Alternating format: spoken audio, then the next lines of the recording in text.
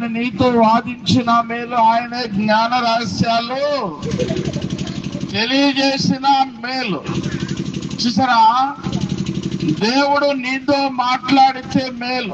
నీ కుటుంబంలో సమస్యలుంటాయి, విరికులుంటాయి, ఇబ్బందులుంటాయి, కరువు ఉంటుంది, అప్పులుంటాయి, రకరకాలైన సమస్యలు కుటుంబాల్లో ఉంటాయి.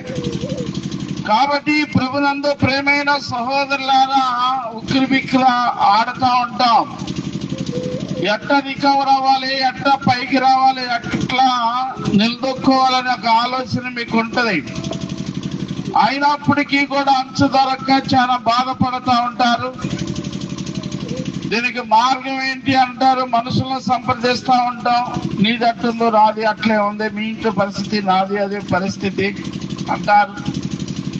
కాబట్టి ప్రభునందు ప్రేమైన సహోదరులారా, మరి దేవుడి కాడకు వస్తే మంచిది అనే ఆలోచన మీకు అందదు.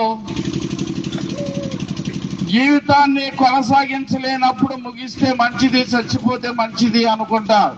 ఈ కుర్రోడు అనుకున్నాడు. కానీ మీరు చనిపోవద్దు, దేవుడు మీ బాధలు తీసేస్తారు. మనుషులైతే మాయ చేస్తారు, మాట ఇచ్చి తప్పుతారు, దేవుడైతే మాట నెరవేరుస్తారు. కాబట్టి ప్రభునందు ప్రేమైన సహోదరులారా, అందుకనే మీరు దేవుని మాట వినాలి.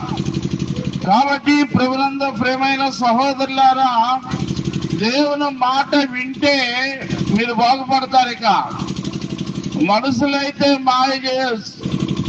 కట్టుకున్న భార్యని మెడకాయలు కోసే రోజులు ఇవి.